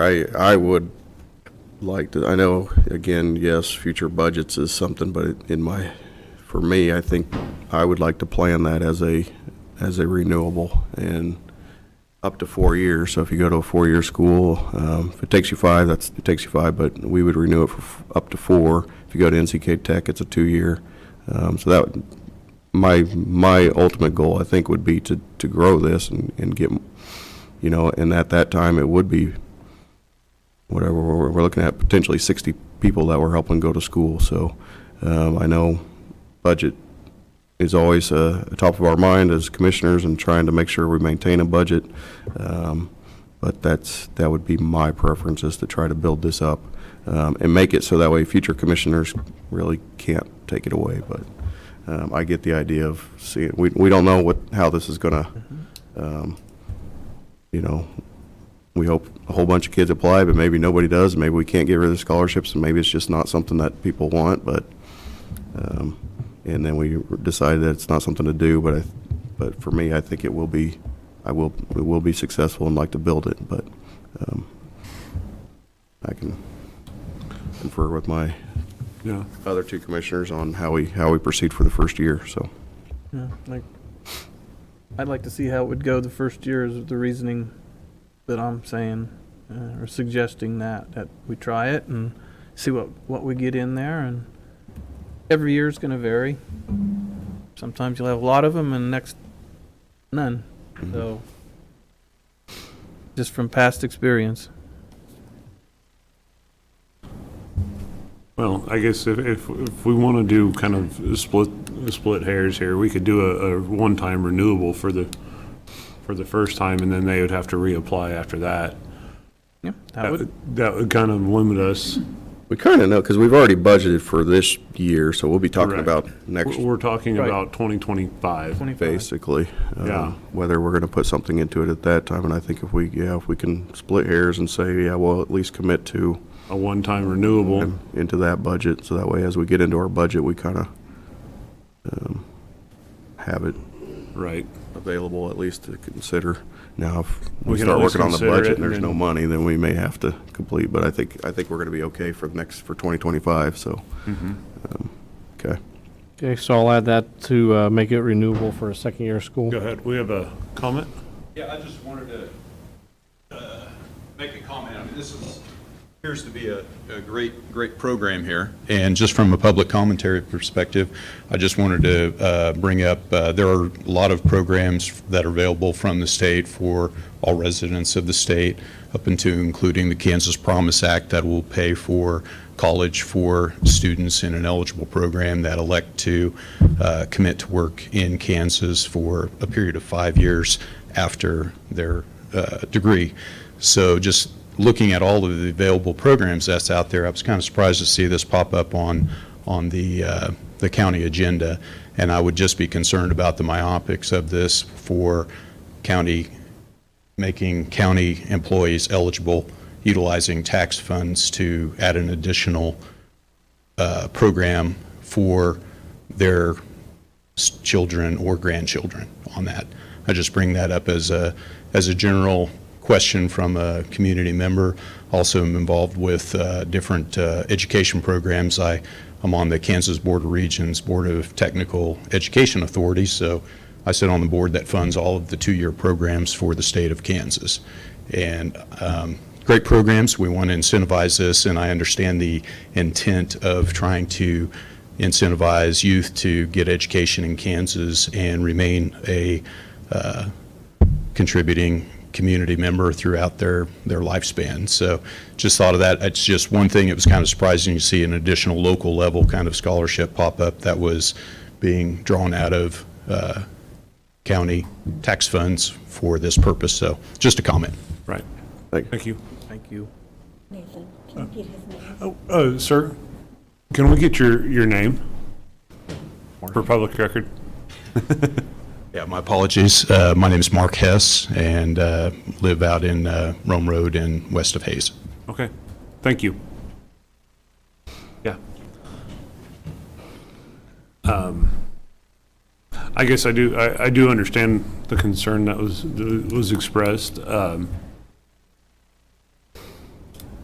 That it's a valid concern on some levels. I guess I look at some of what we're doing here with the scholarships for circling around, starting with county employees and firefighters, as somewhat of a more or less an incentive. I don't know if incentive is the correct word, but it helps keep our employees engaged, more or less, and retained, because we're going through a major turnover throughout the departments, which will be addressed here in the next month or so. But we have a lot of, people eligible to leave and retire, and it's trying to get the next generation of employee. So addressing it somewhat from the business standpoint of some of that recruitment, I guess. Yeah, so the original thought of where the scholarships came from was from staff in Ellis County for recruitment and retention of Ellis County employees. Not that we have a high turnover, but when we try to mix that into several different perspectives of what this could be used to incentivize, was to recruit and retain our employees as another benefit to their families. But also we have a constant concern in Ellis County that kids grow up from high school, they go to school, whether it's here or elsewhere, but they move away.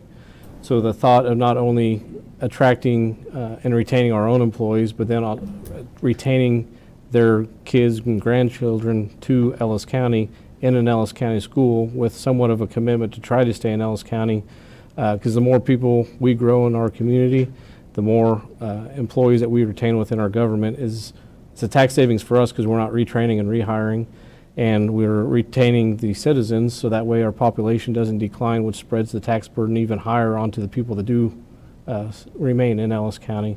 So that's kind of where it all came from, was recruitment and retention of our own employees, but also an incentive to increase the population at local schools, but also as well as keeping our population growing in Ellis County into the future as well. So that's kind of where the whole backstory of where it came from. Okay. Mm-hmm.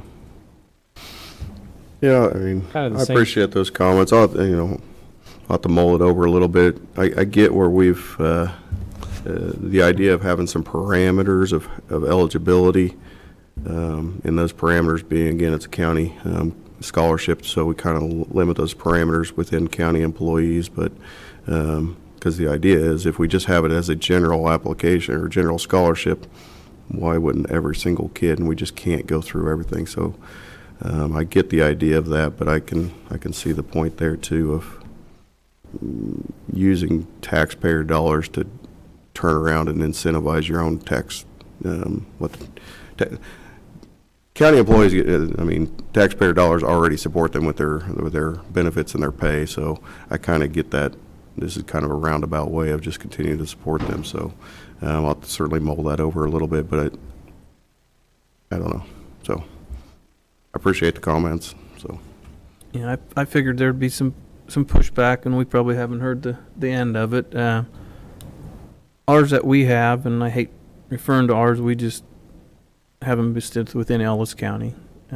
If it does have to go out of Ellis County, then my wife and I have to approve it. So I'm just putting that out for an opinion, because we probably will be getting some pushback on it just because of county employees, which Mr. Hess said that, so it's something to think about. And I guess with those comments, I think that's maybe why we should hold it with the one-time renewable. Going back to that conversation, is just maybe keep it as a one-time renewable and see what we get for pushback, what we get for applications, and move on from there. I Okay. can make that change. It's just a one-time scholarship for now, and then I'm good with that, and like I say, let's just trial run. We did it too with ours, so. You good with that, Michael? A one-time? Okay. Okay. And then the next bullet there is priority would be given to full-time undergraduate students. Kind of bulk that together with the next one, but for high school seniors, secondary, for current college students, just on how much you'd want to branch that out. And I think within that bullet could come in your comment about the homeschool, that makes sure that there's clear eligibility for homeschool students to be able to apply. Mm-hmm. Yeah, I think we need to just make sure that that's included. There again, I don't know how all that works. Mr. Jeter, would that be something that one of us could get with 489 to see, or if they can even give that information out, who is homeschool? Like say, I know a couple of them, but whether they'll give that out or not, if that's legal. Well, that's a good question. Off the top of my head, I don't have an answer for that, Okay. but you can always ask. Okay. Would that be something that we could I think they would have that information. that we could ask one of the Uh-huh. board members then? Yeah. Might be trying to, the easiest thing would be to find out if they have like a group. I believe that they would be able do. to disseminate the information, and maybe through the assistance of 489 in the school districts, that they could release the scholarship also out to the homeschool group to help spread the word on that front as well. Mm-hmm. Okay.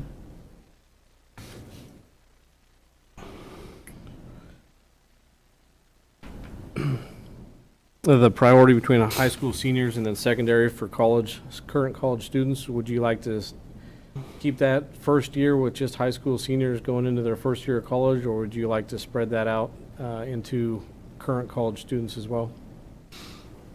I think first year, let's keep it at high school seniors. Yeah. I'm good with that too. And see what we get. We're testing the waters here. Yeah.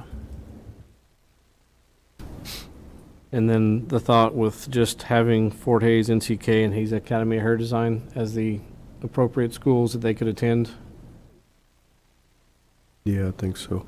I'll just bring it up. I mentioned this to Darren, but JTS CDL training has actually just recently got KBOR, Kansas Board of Regents certified, and it's here in Hays, Ellis County.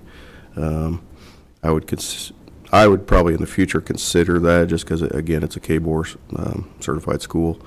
We need CDL drivers, but for the current, just because they've just gotten their certification, their school's been only open for a little while. I don't know if I'd include them just yet.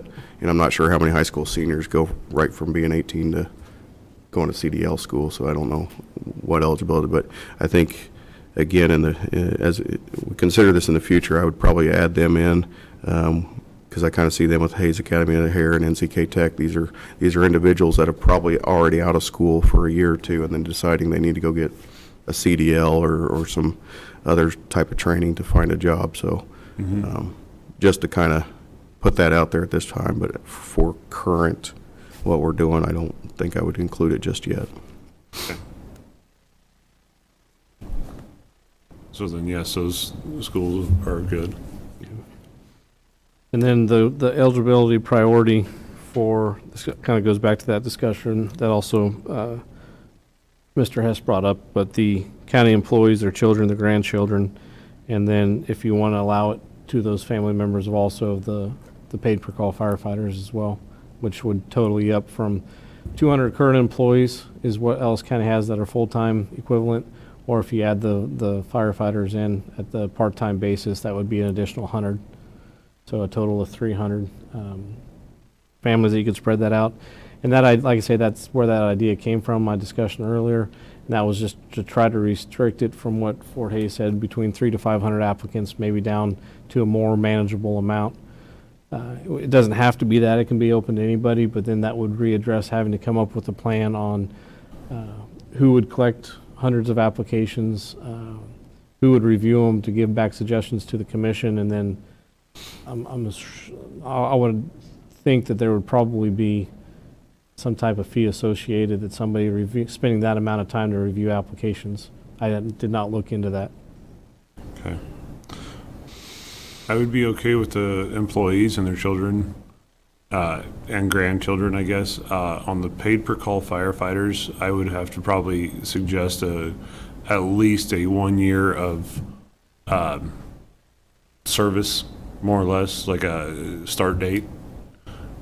For at least a year before they would be eligible for their children or grandchildren to be applicable. Don't want to see somebody just jump in for that purpose and then drop out. It might be good to do that for everybody. And that's a good point is to put that caveat for all employees, a minimum of 1 year of service before their children are applicable. I can add that. Part of it too would be preference. We could have some language in there for preferences to students who are pursuing a career path that's related to jobs that are in Ellis County, Ellis County government. And I gave some examples such as criminal justice, nursing, IT, EMS, mechanics, agriculture, just because that's our economy and the people that live here. You go out to design cars and you'd be out of school, but it wouldn't be necessarily relevant to Ellis County. And I think through the next step of the application could help narrow that down as to what their intent is to go to school. So that way, when they list what they're doing, if they're going into, if they want to become an EMT, that would be given a higher priority than somebody wants to go out and build an electric car and cross seas or something. That way you can give that rating schedule. It would help for, I'm going to assume that's going to help on parameters for grading and divvying out the scholarships. That's what I'm just going to, if you wanted to put in there also, heavy equipment operator or operator.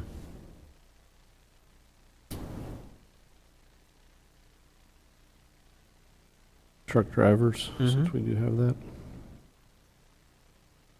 I'll get those added, and then the last two, GPA minimum, I'm assuming that the commission would like to have a minimum on that. Some applications do require it, some don't. Doesn't have to be. I don't know that I would put a minimum on there because there's unless the minimum to attend the school that they're applying to has it. I was like, if there's a minimum, but if Fort Hays is or NCK Tech's accepted them, then I don't. Right. From our standpoint, like, well, that's who the scholarship's ultimately going to help them cover. So for us to say, well, your GPA is not good enough, but it's good enough to get into school, I'm not too worried about GPA. I would say put the GPA on there. Yeah. But we don't, whoever's going to review these on the panel, then look at it then, but at least have it there in front of us or in front of the evaluators. For a ranking system. So we can list it on the application, but not have it on the percentages of what is going to be ranked? Correct. Because that's not one of the 5, which we haven't got to yet, but at least you know as reviewing them what. Okay. It could be just, I don't know, maybe a tiebreaker or something. You get a whole bunch that are all this, then maybe it can come in or something. But I think in general, again, I don't know if it's all that important. It's important to my kids. If my kids are watching, you got to keep your grades up. But I'm not hung up on that too much. Right. And the attendance too, you know, if Yeah. the kids are attending, that's a big factor in it also. And then that all kind of finalizes up into the last one, depending on what all the first bullets were, is who the review panel would be. So I think if with these restrictions I wouldn't say restrictions, but the parameters, I think we would probably be able to do the review panel in-house with county staff. And we could select a couple individuals that don't have kids that would be eligible, so that way there would be no it would be transparent, and some kid that his parents is on the review panel wouldn't be voting to give their kid a scholarship. But I think with that, next week I can come back and speak to a couple individuals and get a list of names who would be willing to help serve on that panel for you and make the recommendations based on the grading. Okay. And if nobody does volunteer or whatever, would that be something that we could work with Fort Hays or NCK to also be on that panel? They said they would help if we fell short. I didn't Okay. ask them necessarily to review the panel. They were a little bit skeptic based on what the parameters may be if we had a whole bunch of people or a whole bunch of applicants. I don't know if they would be willing to do that. All right. I think you know as well as I am, as hard as it is to get volunteers, that if It we is. tried to create a panel of volunteers to review these, I don't know. It'd be hard to keep that filled every year and then spend the time to review that many applicants. Could be a trouble too. I guess myself as commissioner, I wouldn't want to be on that panel, not with conflict of interest on. Yep. Go ahead. Go ahead, Janet. I do have one suggestion, if you could make it blind, so that whoever was seeing it wouldn't know the names.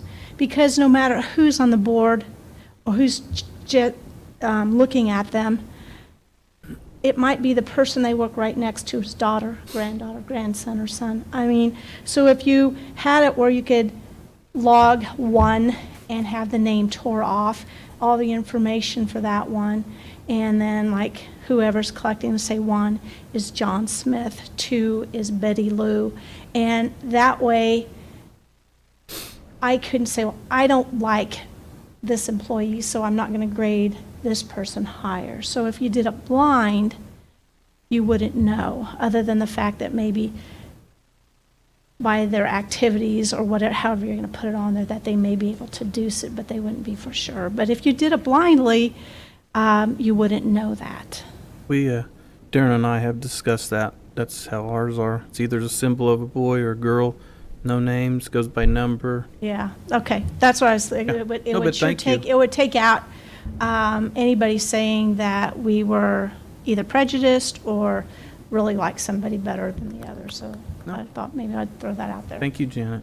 And Mr. Jeter had given that recommendation a month or so ago, and we had this about looking at the review panel, and because originally one of the thoughts was have the commissioners ask to see if you all wanted to review them, but you couldn't necessarily get in a group to review them outside of an open session, which would, so having a review panel, that would be best by 2, 3, 4 people, and then having them all listed by name, or numbers, not names, and then have somebody collect that all back together, rank everybody, and then based on their scores, present that information back to the commission, which I was going to explain at on the grading rubric side of things.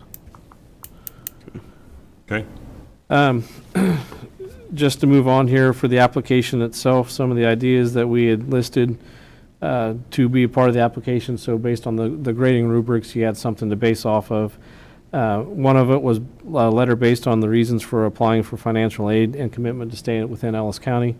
The thought was the reasons for applying for financial needs was hopefully to address the need that when we identify maybe who that applicant may be, it would be based on somebody having the actual financial need and not necessarily getting 20 scholarships already for $40,000, $50,000 a year, but maybe directing that to somebody else that is actually not getting hardly any scholarships, and getting that financial need to more of those that actually need it rather than more than what they actually need to go to college. And then a letter in there explaining their knowledge of Ellis County government, which I believe the sheriff brought that up last week at our staff meeting, would be a good piece in there for a high school student to actually learn about Ellis County government. And maybe they just pick a topic and become more educated about local government in general, which we see is a very big disconnect within our, probably all counties see a big disconnect within their community of what the perception of what a county government does compared to what they actually do. A resume, so that way you can see what all they are doing within their community, to include like a list of schools, activities, and community involvement. And then their student relationship to an Ellis County employee, if we did stick with that. And then we would list their GPA and ACT scores. And I think I can list that on there. It's not a part of the review, but as maybe Mr. Burgess said, is we could use that as a tiebreaker, that if somebody scores out the exact same, the person with the higher GPA would get the scholarship, and that way you're basing that decision on how well they're actually doing in school and giving them that credit for the higher GPA. Is there anything else within the application piece that you would like to see, or tweaked or removed, I guess?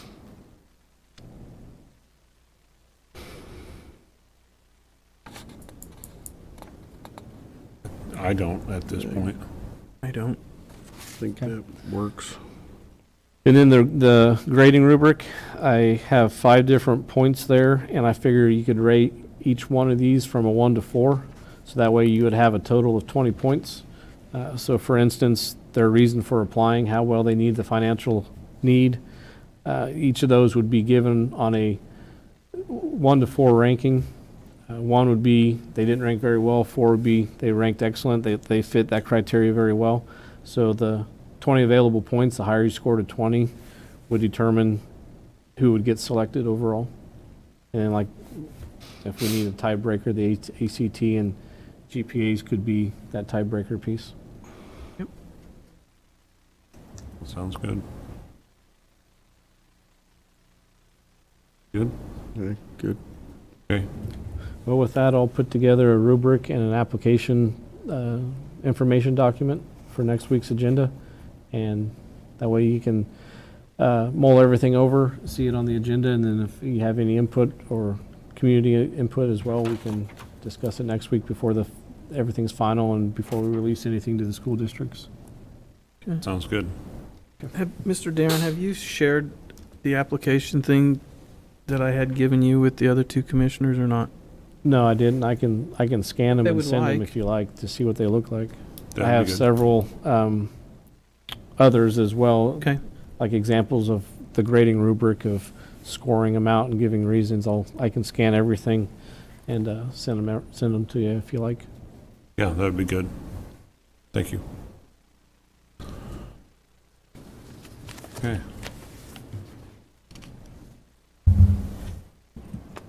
Next, we have a letter of support for the City of Hayes R9 water project.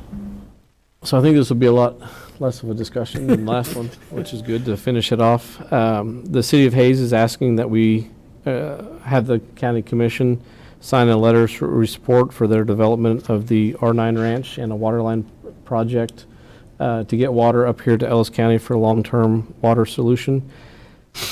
I guess I don't want to steal any thunder or anything, but I did get notice from the city manager this morning that the judge did rule in their favor of the city, and they were approved for the transition application for the city. So the next process moving forward now is the review panel has, I believe, 90 days to confirm or deny that ruling, and then they would be able to move on to the next step. But so excellent news for the city of Hayes and Ellis County here this morning. But the agenda item here is just for the commission writing that letter of support or signing the letter of support that's in the agenda, and we get that over to the city.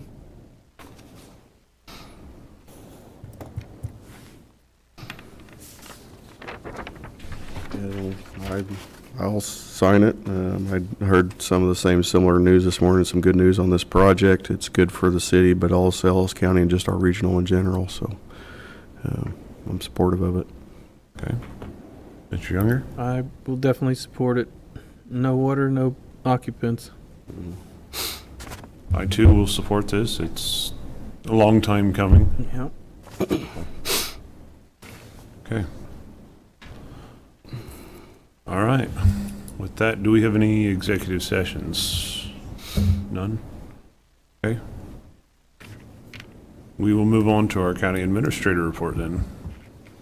Aaron? I'll keep it short. I just want to give an announcement out to Chuck Albers, who retired from the fire department after 20 years on the 31st, just a couple days ago. So if you know Chuck, congratulate him on his 20 years of service to Ellis County and hope he enjoys his retirement. That's all I got.